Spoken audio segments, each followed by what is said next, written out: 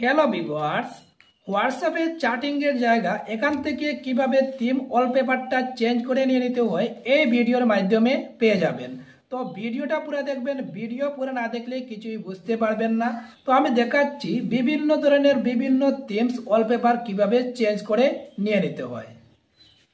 হোয়াটসঅ্যাপের theme wallpaper আপনি পার্সোনালভাবে set করতে পারবেন, অথচ আপনার ফ্রেন্ড বন্ধু সবার জন্য আরেক রকমভাবে সেট করতে পারবেন। প্রথমে আমি দেখাচ্ছি পার্সোনালভাবে থিম ওয়ালপেপার কিভাবে সেট করতে হয়। হোয়াটসঅ্যাপে একবার ক্লিক করে নেবেন। ক্লিক করে নেওয়ার সাথে সাথে এরকমটা দেখতে পারবেন।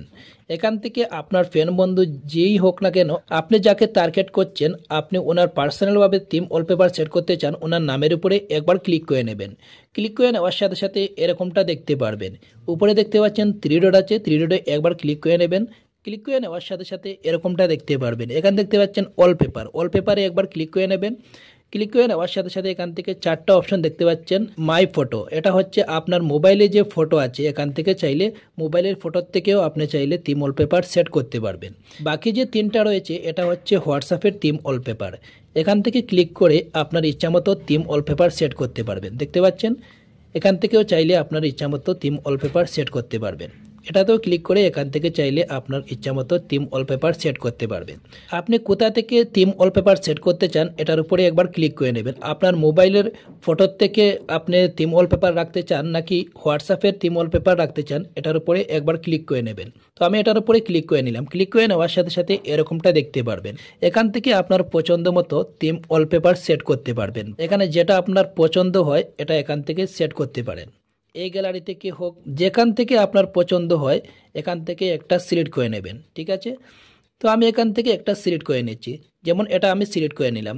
সিলেক্ট করে নেওয়া শেষ হয়ে গেলে এখানে দেখতে পাচ্ছেন সেট ওয়ালপেপার, এটাতে একবার ক্লিক করে নেবেন। ক্লিক করে নেওয়ার সাথে সাথে এখানে দেখতে পাচ্ছেন ক্যান্সেল ওকে, এখান থেকে ওকে করে নেবেন। তো আমি এখান থেকে ওকে করে নিচ্ছি। দেখতে পাচ্ছেন চ্যাটিংয়ের জায়গাতে থিম ওয়ালপেপারটা সেট হয়ে গেছে। অন্য চ্যাটিংয়ের জায়গাতে অন্যরকম থাকবে, দেখতে পাচ্ছেন অন্যরকম।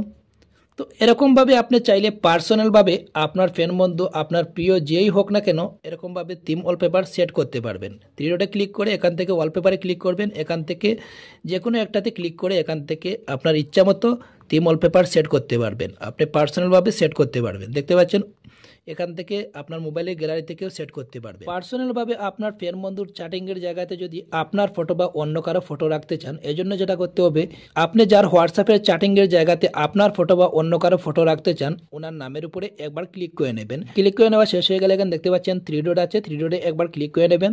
3 ডটে ক্লিক করে নেওয়ার সাথে সাথে এখানে দেখতে পাচ্ছেন ওয়ালপেপারে একবার ক্লিক করে নেবেন। ক্লিক করে নেওয়ার সাথে সাথে এরকমটা দেখতে পারবেন। এখানে দেখতে পাচ্ছেন মাই ফটো, এটাতে ক্লিক করে নেওয়ার সাথে সাথে আপনার মোবাইলের গ্যালারির যতগুলো ফটো আছে এখান থেকে সম্পূর্ণ শো করবে। এটার উপরে একবার ক্লিক করে নেবেন।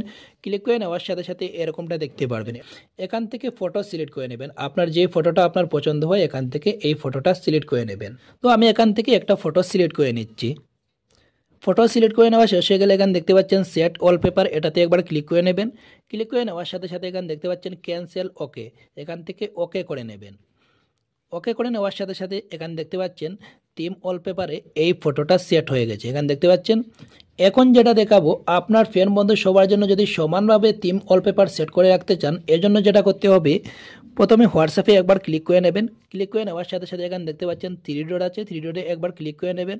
3 ডটে ক্লিক করে নেওয়ার সাথে সাথে এখানে দেখতে পাচ্ছেন সেটিংসে একবার ক্লিক করে নেবেন। সেটিংসে ক্লিক করে নেওয়ার সাথে সাথে এখানে দেখতে পাচ্ছেন চার্টে একবার ক্লিক করে নেবেন। ক্লিক করে নেওয়ার সাথে সাথে এখানে দেখতে পাচ্ছেন ওয়ালপেপারে একবার ক্লিক করে নেবেন। ওয়ালপেপারে ক্লিক করে নেওয়ার সাথে সাথে এরকমটা দেখতে পারবেন। এখানে দেখতে পাচ্ছেন চেঞ্জে একবার ক্লিক করে নেবেন। চেঞ্জে ক্লিক করে নেওয়ার সাথে সাথে এরকমটা দেখতে পারবেন। এখান থেকে দেখতে পাচ্ছেন মাই ফটোতে ক্লিক করে এখান থেকে চাইলে আপনার গ্যালারি ফটোর থেকে চাইলে আপনি থিম ওয়ালপেপার সেট করতে পারেন। এখান থেকে হোয়াটসঅ্যাপে যতগুলো থিম ওয়ালপেপার আছে এখানে শো করবে। এখান থেকে আপনার যেটা পছন্দ হয় এখান থেকে সেট করে রাখতে পারেন। এটা হচ্ছে আপনার ফ্রেন্ড বন্ধু সবার জন্য সমানভাবে এই থিম ওয়ালপেপারগুলো থাকবে। ঠিক আছে, এখান থেকে যেটা আপনার পছন্দ হয় এখান থেকে সিলেক্ট করে নেবেন। তো এখান থেকে আমি একটা সিলেক্ট করে নিচ্ছি। সিলেক্ট করে নেওয়ার সাথে সাথে এখানে দেখতে পাচ্ছেন সেট ওয়ালপেপার, এটাতে একবার ক্লিক করে নেবেন।